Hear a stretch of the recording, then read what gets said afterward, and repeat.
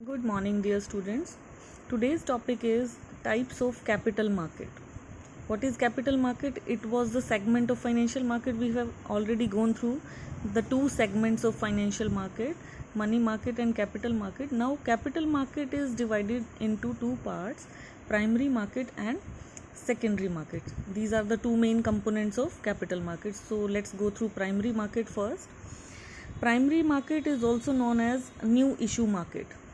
Means in this market securities are sold for the first time. इसमें first hand securities को sell किया जाता है, यानी जब भी कोई कंपनी बिल्कुल नई सिक्योरिटीज़ इशू करती है तो उस ट्रांजैक्शन को हम प्राइमरी मार्केट का ट्रांजैक्शन बोलते हैं. प्राइमरी मार्केट से डायरेक्ट कैपिटल फॉर्मेशन होता है, क्योंकि प्राइमरी मार्केट में कंपनी डायरेक्टली इन्वेस्टर के पास जाती है और उससे फंड्स लेकर इन्वेस्ट कर देती है बिल्डिंग्स में, प्लांट्स में, मशीनरीज में, यानी अपनी फिक्स्ड कैपिटल में इन्वेस्ट करने के लिए डायरेक्ट इन्वेस्टर से पैसा ले लेने को प्राइमरी मार्केट बोलते हैं. अब मेथड्स क्या हैं प्राइमरी मार्केट से कैसे इन्वेस्टर से डायरेक्ट पैसा लिया जा सकता है? So this is called methods of flotation of securities in primary market. वो कौन से मेथड्स हैं जिनकी हेल्प से प्राइमरी मार्केट में सिक्योरिटीज़ को फ्लोट किया जाता है, यानी अमाउंट रिसीव किया जाता है इन्वेस्टर से. The first method is public issue through prospectus. ये सिंपल सा मेथड है जिसमें कंपनी एक प्रोस्पेक्टस इशू कर देती है इंफॉर्मेशन देने के लिए और जनरल पब्लिक को अट्रैक्ट करने के लिए. In prospectus company provides details about the purpose for which funds are being raised. इस प्रोस्पेक्टस में कंपनी ये भी मेंशन करती है कि अगर हम आपसे पैसा ले रहे हैं तो हमारा वो पैसा लेने का पर्पज़ क्या है.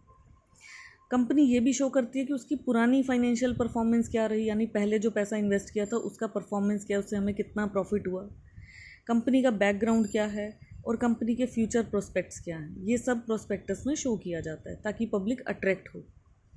The information in the prospectus helps the public to know about the risk and earning potential of the company.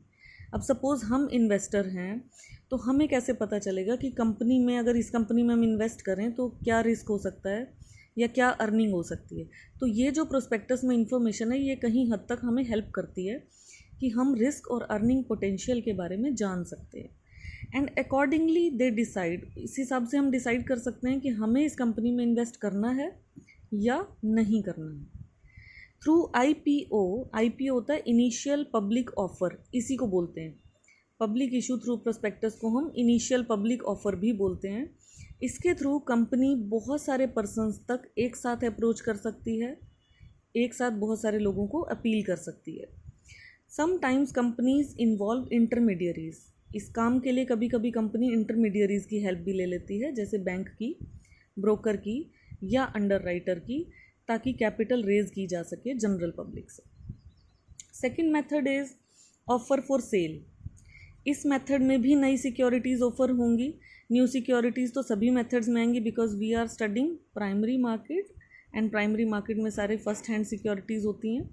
सो इस मेथड में न्यू सिक्योरिटीज़ ऑफर की जाएंगी पब्लिक को, but not directly by the company. इस point में हमने क्या पढ़ा था कि कंपनी डायरेक्ट अप्रोच कर रही है इन्वेस्टर के पास, ठीक है, लेकिन यहाँ पे कंपनी डायरेक्ट ना जाके बल्कि एक इंटरमीडियरी की हेल्प लेती है जो सारी सिक्योरिटीज़ कंपनी से पहले ख़रीद लेता है. तो जनरली जो इंटरमीडियरीज होते हैं वो फर्म के ब्रोकर्स ही होते हैं. So sale of securities takes place in 2 steps. Securities की सेल 2 स्टेप्स में होती हैं. पहली, कंपनी क्या करेगी, सारे के सारी सिक्योरिटीज़ इंटरमीडियरी को दे देगी फेस वैल्यू पे.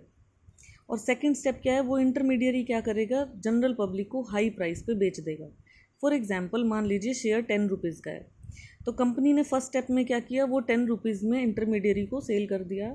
इंटरमीडियरी ने आगे क्या किया कि पब्लिक को 10 से ज़्यादा अमाउंट में, सपोज 11 या 12 रुपीज़ या 15 रुपीज़ पर शेयर में उसने बेच दिया. इससे इंटरमीडियरी को प्रॉफिट हो गया और कंपनी को क्या फ़ायदा हुआ कि उसको इतना सारा प्रोस्पेक्टस नहीं प्रिंट कराना पड़ा, एडवर्टीजमेंट्स नहीं करानी पड़ी, कोई फॉर्मेलिटी नहीं करनी पड़ी, कोई कॉम्प्लेक्सिटी नहीं फेस करनी पड़ी जो कि हमें फर्स्ट पॉइंट में करनी पड़ती है. प्रोस्पेक्टस इशू कराना है, एडवर्टीजमेंट देना है, ब्रोकर अरेंज करना है, बैंकर अरेंज करना है, तो ये सारी फॉर्मेलिटीज़ से कंपनी यहाँ पे बच गई है. इसने केवल एक इंटरमीडियरी लिया है, ब्रोकर, उसको सारे शेयर्स फेस वैल्यू पे दे दिए हैं और ब्रोकर ने आगे जनरल पब्लिक को हाई प्राइस पे बेचकर प्रॉफिट अर्न कर लिया. तो दोनों का फ़ायदा हो गया. Third point is private placement. इस मेथड में भी कंपनी शेयर सेल करती है इंटरमीडिएट